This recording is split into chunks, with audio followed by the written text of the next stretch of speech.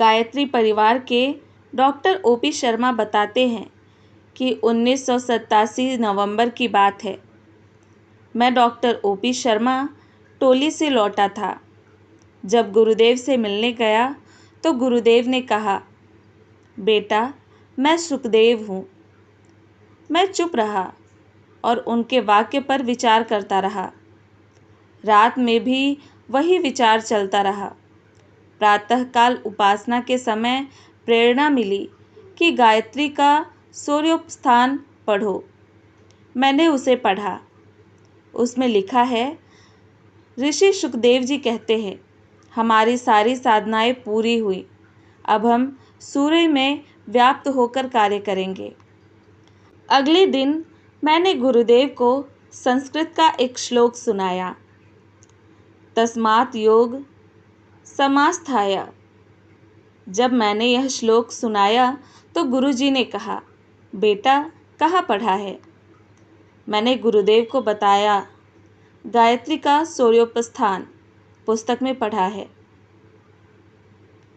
तब गुरुजी कहने लगे, बेटा जैसे सुखदेव जी ने पैदा होने पर माँ का स्तनपान भी नहीं किया और तपस्या करने लगे, वैसे ही बेटा हम भी तपस्या में लग गए हैं और उसी रूप में कार्य कर रहे हैं।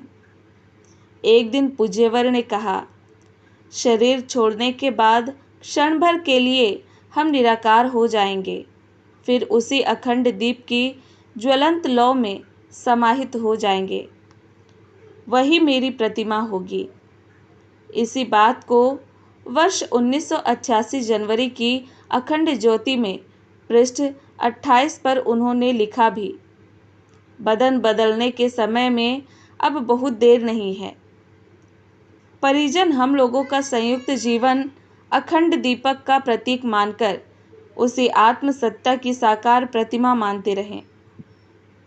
शरीर परिवर्तन की वेला आते ही यों तो हमें साकार से निराकार होना पड़ेगा, पर क्षण भर भी उस स्थिति से अपने को उबार लेंगे और दृश्यमान प्रतीक के रूप में अखंड दीपक की ज्वलंत ज्योति में समा जाएंगे।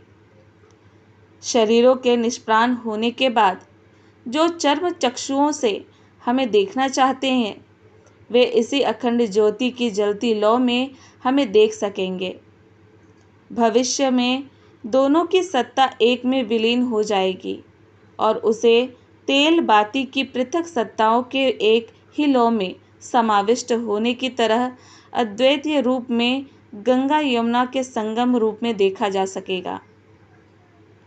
आगे वे लिखते हैं, अभी हम लोगों के शरीर शांति कुंज में रहते हैं।